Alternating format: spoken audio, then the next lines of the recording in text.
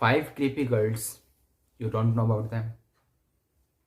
ये ऐसे कर्ल्स हैं कि जो लिटरली आप लोगों का दिमाग घुमा के रख देंगे। ऐसे कर्ल्स हैं ये। उसमें से चौथा कल्ट तो फिर भी एक नॉर्मल कल्ट है, बाकी लेकिन 4 जो कल्ट्स हैं वो बहुत ही ज़्यादा वियर्ड, स्ट्रेंज और क्रीपी ऐसा है। आपको पता होगा कल्ट्स होते क्या हैं। कल्ट एक्चुअली एक ग्रुप होता है जिसके खुद के सेटअप रूल्स होते हैं, खुद के भगवान होते हैं। वो बहुत ही ज़्यादा वियर्ड और स्ट्रेंज फिगर को क्या करते हैं, फॉलो करते हैं। मतलब उनके खुद के एक भगवान होते हैं जिस भगवान को हम नॉर्मल पीपल नहीं जानते, सिर्फ वो जानते हैं, और उन्होंने खुद ने वो भगवान को क्रिएट करा होता है और कुछ नहीं। उन सभी कल्ट्स में एक लीडर होता है या एक स्पेसिफिक पर्सन होता है जो पूरा कल्ट को लीड करता है और सभी लोग उसको फॉलो करते हैं। तो ऐसे ही 5 क्रीपी कल्ट्स के बारे में आपको बताने वाला हूं, लेकिन उसमें से 2 कल्ट्स जो बहुत ही खतरनाक हैं उनके बारे में आज फर्स्ट पार्ट इस वीडियो में बताऊंगा। बाकी के जो 3 क्रीपी कल्ट्स हैं उनके बारे में मैं दूसरी वीडियो लाऊंगा पार्ट 2 करके। तो चलिए शुरू करते हैं। फर्स्ट जो है वो है द हेवंस गेट।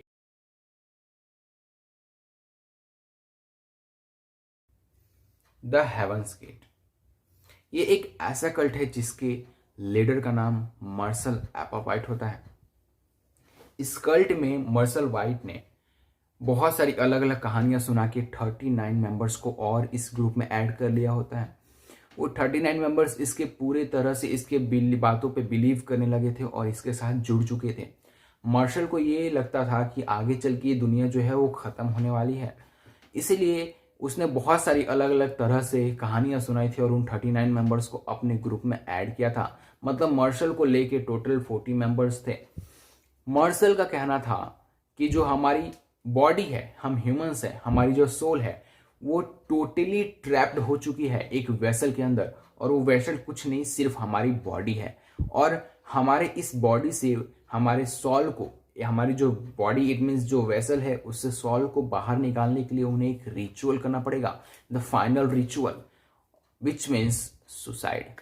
लिटरली बहुत ज़्यादा क्रेजी लग रहा है सुन के कि एक उसे सिर्फ इतना लगता था कि मतलब जो सोल है हमारी वो एक वेसल में ट्रैप्ड हो चुकी है, और उस ट्रैप्ड वेसल में से उसको निकालने के लिए उन्हें रिचुअल एक करना पड़ेगा, जिस रिचुअल का नाम था सुसाइड और कुछ नहीं।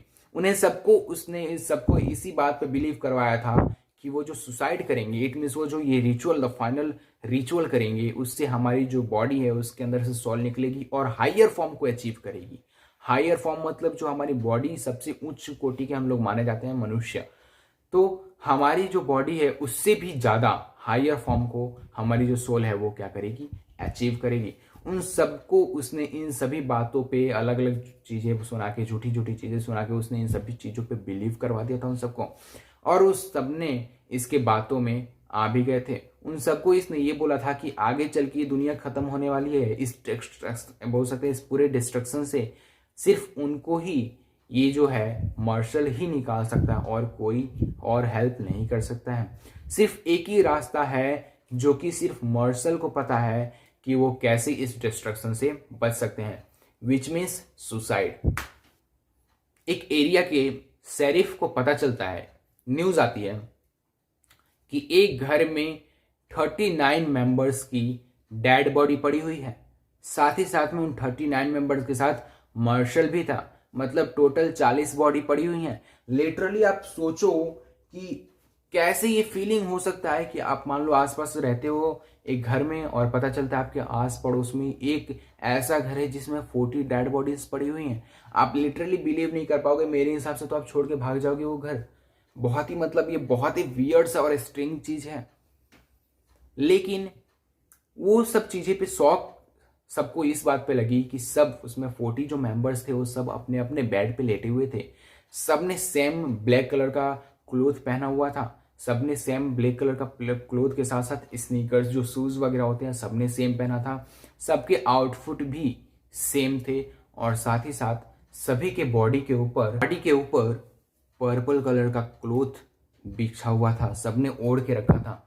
लिटरली मतलब ये इतना ग्रेडुअल, इतना बेकार चीज लग रहा है ना, मतलब आप लिटरली इसे देखोगे ना तो छोड़ो, एकदम बहुत ही ज़्यादा क्रीपी है। सिर्फ उन्होंने इस चीज़ के लिए किया क्योंकि उनको ये लगता था कि अगर जो सुसाइड अटेम्प्ट करते हैं तो उनकी जो बॉडी है, उनकी जो सोल है, वो उनके बॉडी से निकलेगी और हायर फॉर्म को अचीव करेगी। लेट्स वेरी क्रेजी यार, फक्ड अप रूल्स हैं ये वगैरह सब कुछ। सेकेंड,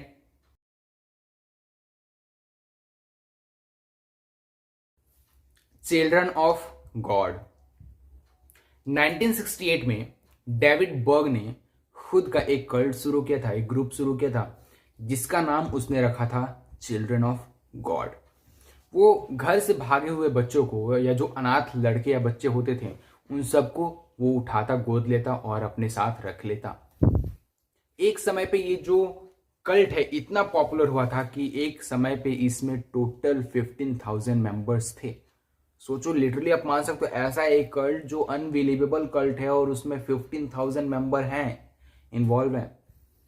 वो सभी को बोलता था कि मतलब अनाथ बच्चों को गोद ले लिया करो, सभी चीजें। लेकिन ये सब एक उसका मास्टर प्लान था, सिर्फ इसलिए कि उसके कल्ट में बहुत सारे लोग जो है वो इन्वॉल्व हो जाए। वो इसका एक मास्टर प्लान था। वो ये बिलीव करता था कि सभी जो है, ये दुनिया जो है आगे चल के खत्म हो जाने वाली है। और उसने ये बात सबको पता नहीं किस तरीके से उसने सबको बिलीव करवा दिया था इस सब चीजों पे कि आगे चल के ये दुनिया खत्म हो जाने वाली है। उसको बिल्कुल भी, डेविड बॉग को ये बिल्कुल भी पसंद नहीं था कि वो जाके उसके ग्रुप के मेंबर से जाके कहीं पे काम करें, कहीं पे जॉब वगैरह किया, उसके जो ग्रुप के जो चिल्ड्रंस वगैरह हैं वो जाके कहीं पे स्टडी वगैरह करे, पढ़े बड़े कुछ बढ़े ना। ये सब चीजें उसको पॉइंटलेस लगती थी बिकॉज ऑफ ओनली कि उसको ये लगता था कि दुनिया आगे चल के खत्म होने वाली है। उसका सिर्फ एक ही रूल था, सेटअप रूल्स था बहुत सारे, बट उसका एक ही स्टेटमेंट था, love everyone, love everyone, love everyone. ये सुन के कितना मतलब बहुत अच्छा लग रहा है, बहुत ज्यादा मतलब बहुत अच्छा लग रहा है कि एक दूसरे के साथ रहना, मिलजुल कर रहना, उनके साथ खुशियां बांटना, एक दूसरे के साथ रहना। लेकिन ये सिर्फ हमारे दिमाग में चल रहा था, not in the mind of David Berg. Because उसको ये जो है वो लव एवरीवन का मतलब सिर्फ उसका लव एवरीवन नहीं था, वो गॉड के कंसेप्ट को लव से जोड़ता था और लव के कंसेप्ट को सेक्स के साथ। वो इसका मानना ये था, वो सबको अपने ग्रुप्स में बोलता था कि सेक्सुअल रिलेशन बनाने के लिए, लव रिलेशनशिप में रहने के लिए, डेविड बर्ग के हिसाब से सेक्स और लव रिलेशनशिप के लिए कोई भी उम्र मायने नहीं रखता है। वो किसी भी एज में किसी के साथ भी किया जा सकता है। मतलब लिटरली ये सभी चीजें करने के बाद डेविड बर्ग ने जो जो चीजें करी थी आगे चल के, उससे ये जो लव एवरीवन का जो ये स्टेटमेंट था बहुत ही ज्यादा क्रीपी और स्ट्रेंज लगने लगा था सबको। उसकी खुद की बेटी ने, नोरा ने उसे एक्सपोज करा था ये बोल के कि कई बार डेविड बर्ग ने अपनी बेटी के साथ ही सेक्सुअल रिलेशनशिप बनाने की कोशिश की है, बहुत बार ट्राई किया, लेकिन नोरा ने ऐसा उसे कामयाब नहीं होने दिया। ये सभी चीजें सुन के बहुत ही ज्यादा क्रीपी लग रहा हो आपको, मतलब लिटरली ये बहुत ज्यादा क्रीपी है कि कोई अपनी बेटी के साथ ऐसे कैसे कर सकता है। जहां तक कि उसने अपने सभी लेडी फॉलोअर्स को ये तक भी बोल के रखा था कि जाओ तुम दूसरे मेल मेंबर्स के साथ चाहे सेक्सुअल या लव रिलेशनशिप बनाओ, जो करना है करो, उन्हें अपने आप से ऑब्सेस्ड करो और उनको इस कल्ट में, इस ग्रुप में लेके आओ। और बहुत सारे ऐसे लड़के उस समय उस चीज़ों के द्वारा, उन सभी मतलब फ्लर्टिंग वगैरह इन सभी चीज़ों के द्वारा वो उस ग्रुप में, कल्ट में ऐड भी हुए थे। और डेविड बर्ग इस पूरे टेक्निक को फ्लर्टिंग फिशिंग बोलता था, फ्लर्टी फिशिंग ये बोलता था। ये सभी चीज़ें उसके बाद उसकी बेटी ने उसको एक्सपोज करा वगैरह।